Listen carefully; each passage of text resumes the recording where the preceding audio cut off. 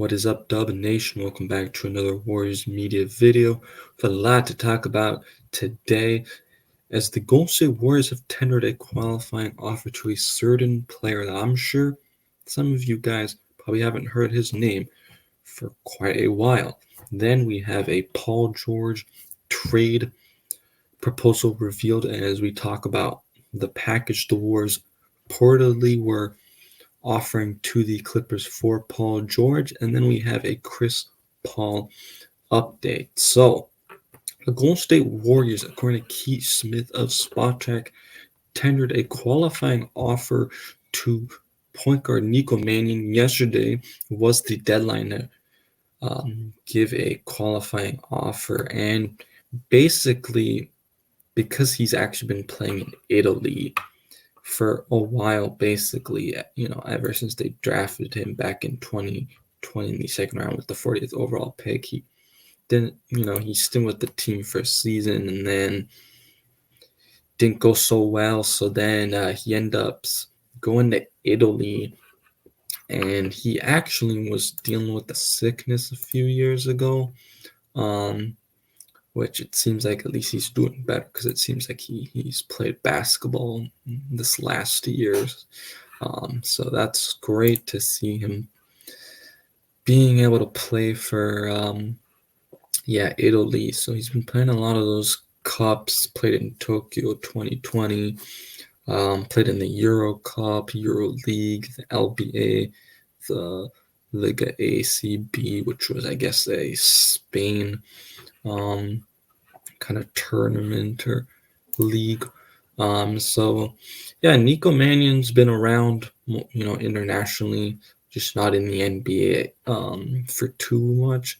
I know, like, a few years ago he played with, I believe he was on the Bucks on like a two-way contract, but he hasn't really done too much. I mean, at all really in the NBA. So again, been mostly overseas. So he'll be playing in Italy actually still, but the Golden State Warriors basically get his rights to where if they do want to have him come to the NBA, or he wants to come to the NBA as well, then the Warriors are able to bring him back. So even though he's technically restricted free agent, it's just they're getting his rights back since he's in Italy and continues to play in Italy. So he'll continue to play in Italy, but the Warriors do have his rights back. And then the next move or piece of news we want to talk about is the Paul George trade, as that did not come to fruition, as he declined his, $48 million, I believe, player option, making him a free agent. And now the Golden State Warriors are unable to sign Paul George in free agency because they're way over the cap. They don't have money to get him, so they would have had to do it in a trade. And Bleacher Report, Tyler Conway comes out with an article, and basically Tim Kami, of The Athletic, actually reported a lot of this stuff on the trade. So he says, Tim Kami of The Athletic reported the offers including Chris Paul, Andrew Wiggins, Jonathan Kuminga, Moses Moody, and a future first-round pick in some combination. The report indicates the Warriors would definitely not include all of the pieces, but the front office believed they processed several variations of a trade that the Clippers could and would accept. Also, Golden State was also willing to give George a new max contract extension for basically 4 years, because that's what it seems like he wanted. But any trade required him to opt into his final year of his current contract. So I mean, the Golden State Warriors clearly had, I think, a pretty good offer. It's been reported that they've had interest in Chris Paul. I mean, Andrew Wiggins, he's kind of on the decline, but I still think he's a good asset that I think a team would honestly want. And then Jonathan Kuminga, a young player, and then, Moses Moody, also a young player. Again, it's at a variation, so they weren't going to get Kuminga and Moses Moody probably. And I think the Warriors are probably, prefer Moses Moody just because his playing time has gone down And so I felt like, yeah, that was a pretty good offer. Maybe the Warriors needed to throw in a couple extra picks, but I'm still not sure if that would have had the offer. I think at the end of the day, it seems like just the Clippers would rather have had lost Paul George for nothing instead of him going to Golden State. It seems like there's also been multiple reports saying that both Draymond Green and Steph Curry were on board with this trade, 100% wanted Paul George. And then even Paul George actually wanted to be a Golden State Warriors, reportedly. So everyone was in agreement except for the Clippers. They just could not, come to a trade. They just, like I said, didn't want to give Paul George to Golden State.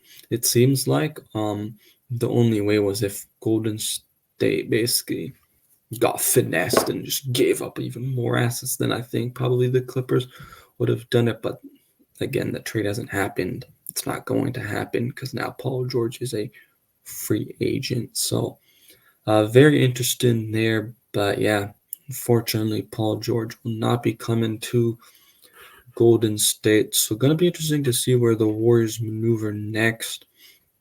Could it be a Zach LaVine maybe or a Lauri Markkanen? We'll see.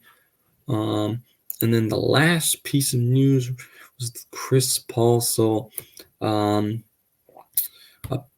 to Zach Barkar on Bleacher Report, well, he was the one that wrote it, but it was Mark Stein who actually reported it, saying that according to NBA insider Mark Stein, Paul would interest the Los Angeles Clippers if he becomes an unrestricted free agent, as Russell Westbrook's future remains uncertain despite picking up a $4 million option to return to the team on Saturday. The San Antonio Spurs are also believed to have interest in Paul. ESPN's Kendall Andrews reported on Friday that there's a possibility the Warriors waive the veteran, although the team also wants to keep exploring trades involving him. So there's definitely some interest in the league for Chris Paul, a veteran guy.